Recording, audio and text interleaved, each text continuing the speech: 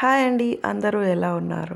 ఈ సంవత్సరం మా కాలనీలో వినాయక ఉత్సవాలు అంగరంగ వైభవంగా జరిగాయి. నేను చెప్పడం కాదు, మీరు చూసేయండి. మా కాలనీలో వినాయకుడిని పెట్టడం ఇది రెండవసారి. వినాయక చవితి వస్తుందన్న 3 రోజుల ముందు నుంచే మా కాలనీలో హడావిడి అనేది స్టార్ట్ అయిపోయింది. కోల్డ్, కాఫ్ అండ్ ఫీవర్ ఉండడం వల్ల నా వాయిస్ కొంచెం డిస్టర్బెన్స్ ఉంది. ప్లీజ్ ఇగ్నోర్ చేయండి. ఇక్కడ కాలనీలో ఉన్నటువంటి చిన్నపిల్లలు కూడా సంతోషంతోనే చందాలు వసూలు చేసుకొని వాళ్ళు ఒక వినాయకుడిని తీసుకొచ్చి మండపంలో పెట్టేశారు. గణేష్ చతుర్థి లేదా వినాయక చతుర్థి అనేది మనం గణేశుడు జన్మించిన రోజుని జరుపుకుంటాము.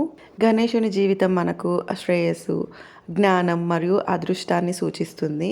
హిందూ క్యాలెండర్లో అయితే భాద్రపద శుద్ధ చవితి రోజున వస్తుంది వినాయక చవితి. ఆది దంపతుల మొదటి కుమారుడైన గణపతిని పూజించేందే మనం ఏ పని ప్రారంభించము.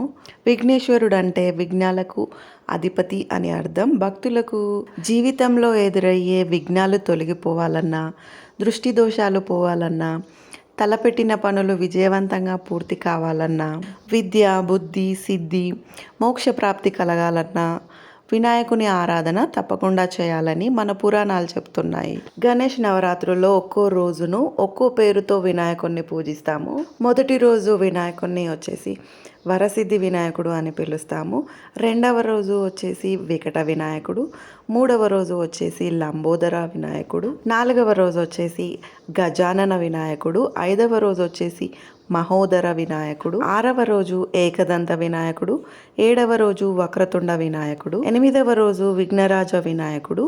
తొమ్మిదవ రోజు వచ్చేసి ధూమ్రవర్ణ వినాయకుడు అని వివిధ రకాల పేర్లతో మనం పిలుచుకుంటాము. మనం గణేశుడిని 21 రకాల పత్రాలతో పూజిస్తాము. ఆ 21 రకాల పత్రాలలో దాగి ఉన్న పరమార్థం ఇవే. భాద్రపద మాసం వర్ష ఋతువులో వస్తుంది. ఈ మాసంలో జబ్బులు అధికంగా వ్యాప్తి చెందుతాయి కాబట్టి వినాయక చవితి స్టార్ట్ అయినప్పటి నుంచి ప్రతి ఇంటిని పసుపు కుంకుమలతో గడపలను అలంకరించుకొని మామిడి తోరణాలు కట్టుకొని ఇలా చేయడం వల్ల వాతావరణం శుభ్రపడుతుందని చెప్తూ ఉంటారు. అంతేకాకుండా వినాయక పూజలో 21 రకాల పత్రాలు వాడతారు. ఈ పత్రాలు ఆయుర్వేద ఔషధ గుణాలు కలిగి ఉంటాయి. ఈ అన్ని రకాల పత్రాలను కలిపి వినాయకుడిని పూజించడం వల్ల ఆ పత్రాల నుండి వచ్చే వాసనకి క్రిమికీటకాలు, సూక్ష్మజీవులు ఇళ్లలోకి ప్రవేశించవని, తద్వారా అనారోగ్య సమస్యలు దరిచేరవని ఆయుర్వేద శాస్త్రం చెబుతుంది. ఇంతకీ ఆ 21 రకాల పత్రాలు ఏంటో తెలుసుకుందాం. సంస్కృత పేర్లు కాబట్టి ఇవేవిటో అనుకుంటాం, కానీ వీటి పేర్లు మన వాడక భాషలో మనందరికీ తెలిసిన పేర్లే.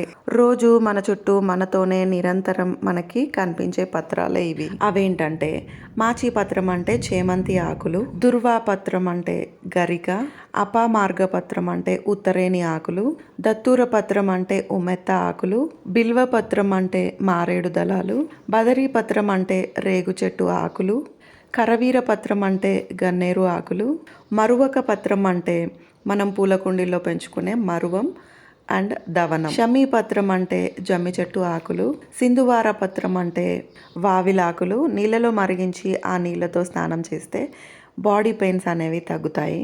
అశ్వత్థ పత్రం అంటే రావి చెట్టు ఆకులు, దాడిమి పత్రం అంటే దానిమ్మ పళ్ళ చెట్టు ఆకులు, అర్జున పత్రం అంటే మద్ది చెట్టు ఆకులు, అండ్ ఫైనల్గా వచ్చేసి అర్కపత్రం అంటే జిల్లేడు ఆకులు.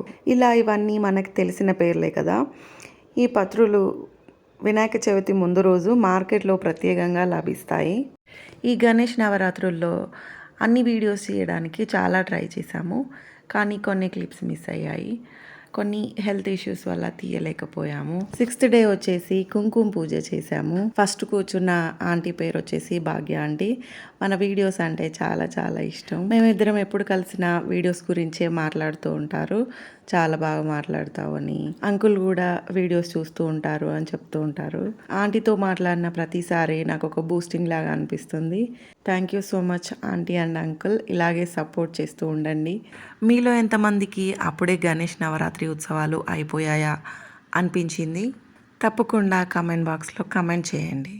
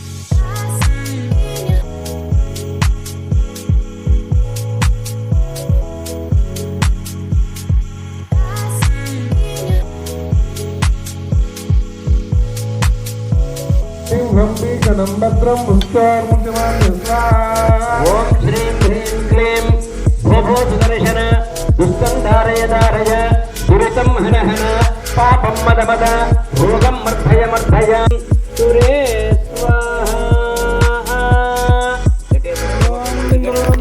राजावरुणो ध्रुवं देवा बृहस्पतिः ध्रुवं पिण्डलाग्निश्च राष्ट्रं धारयतां ध्रुवम् जय बोलो विघ्नेश्वर महाराज की।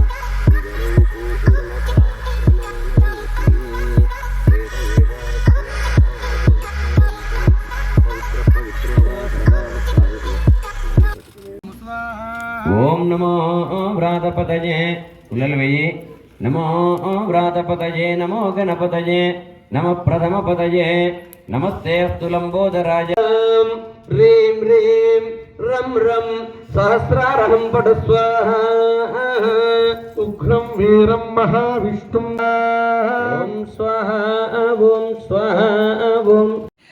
లాస్ట్ ఇయర్ వినాయకుడిని ఫస్ట్ టైం పెట్టాం కాబట్టి గణపతి లడ్డూని వచ్చేసి ప్రసాదంగా అందరికీ డిస్ట్రిబ్యూట్ చేసేసాము. ఈసారి లడ్డు వచ్చేసి వేలం పాట పాడేశారు. మా కాలనీలో కమిటీ మెంబర్స్ వచ్చేసి ఈ ఉత్సవాలని చాలా బాగా నిర్వహించారు. ఈ సందర్భంగా నేను ఒక విషయాన్ని తెలియజేయాలనుకుంటున్నాను. మట్టి వినాయకుడిని పెడితే బాగుంటుంది నెక్స్ట్ టైం అని నా ఒపీనియన్. మార్పు అనేది మనతో మొదలు పెడితే బాగుంటుంది కదా. అలాగే పర్యావరణాన్ని కూడా పరిరక్షించిన వాళ్ళం అవుతాము అని నా ఒపీనియన్.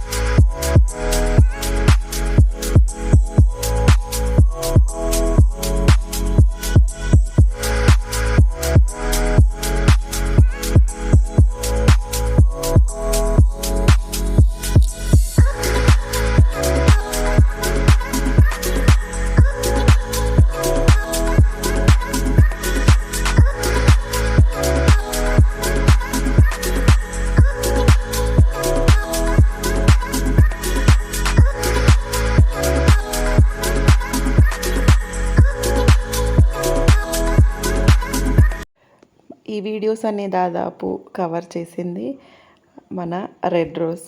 అందరూ చూస్తుండగా వీడియోస్ తీయడం అనేది టఫ్ జాబ్ అని చెప్పవచ్చు, కానీ తను పెద్ద సాహసమే చేసిందని చెప్పవచ్చు.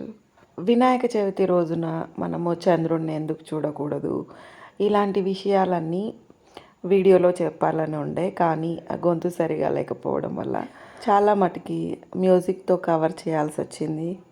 కాపీరైట్ ఇష్యూస్ వస్తాయనే ఉద్దేశంతో కొన్ని సాంగ్స్ పెట్టడం జరగలేదు. మీకు ఈ వీడియో కనుక నచ్చినట్లయితే తప్పకుండా లైక్ చేయండి.